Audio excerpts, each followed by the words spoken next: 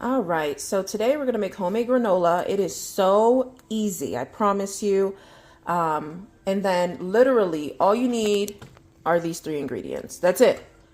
If you go to the store, you'll see that there's other things in there besides these ingredients, and it's not even necessary.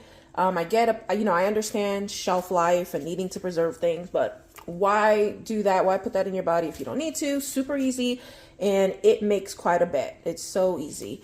So we're gonna start with just some old-fashioned oats, almond butter. I like almond butter. I'm not a fan of peanut butter, so you can definitely get whichever butter you'd like. And then, of course, just some local honey from Colorado.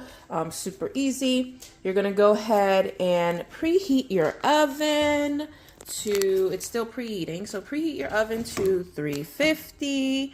And then line your cookie sheet with tin foil or parchment paper, whichever you like. And then I usually spray mines with non-stick spray. So first, I don't measure anymore, but about a half a cup to a cup of oats. Just kind of cover like a thin layer on your cookie sheet, okay? That's it.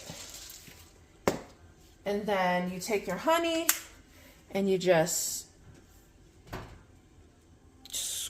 give it a few little squirts there. So maybe about a fourth of a cup.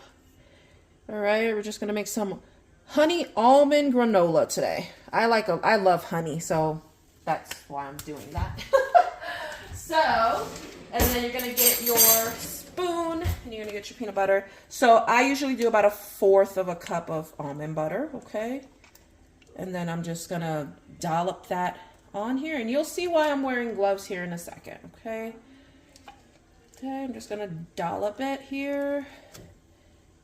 And be careful how much. You don't want to put too much, because what happens is it doesn't dry out and it's like really moist. So what happens is if you do put too much, you can always just pour a little bit more oats, which I'm about to do because I don't like my granola turning out all moist. So now you're just literally going to use your hands and mix it all together. Your honey, almond butter, and your oats, okay? My family love these. Usually I would meal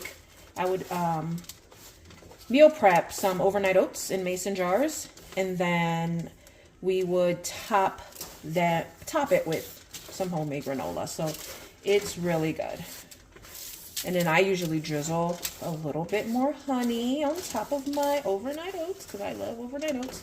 And then whatever fruit. If you've ever had overnight oats, you can put whichever fruit you want on top. I usually put some chia seeds. You can put flax seeds in it. Get that extra fiber in your diet. Really important, okay? For those, to keep regular and all that stuff. So once you get it all mixed really good, and keep in mind, you can actually chop up some nuts and mix in with this, which is really good. I've never done it that way, but you can chop up pecans or walnuts or pistachios, and then mix it all together, and then you add a little bit more elevation to your granola bar or your homemade granola. And you can make, I'll do a separate video on how to make homemade granola bars, but that's really easy too. So, all right, all spread out and mixed. And then you're just gonna wait for your oven to preheat to 350. Oh, there we go. And then I'm actually gonna put this in the oven, and you put it in the oven for about no more than about 12 minutes, and keep an eye on it because it burns quickly. So start at about 10 to 12 minutes and then check, and then you can flip it and you can go ahead and flip it and stir it up, and then put it back in if it hasn't gotten to your desired color. So I'll be right back. And here it is. It has a beautiful brown, dark brown color, and this is okay. And what you're gonna do is you're gonna flip it around, just stir it up. Sorry, I have a high tolerance for hot, so please use a spoon. But it feels soft. I know it still feels soft, but make sure you don't burn yourself. Now, once you stir it all about,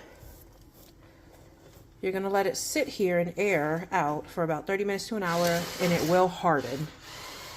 We'll be back then. All right, so it's been 30 minutes, and here we go.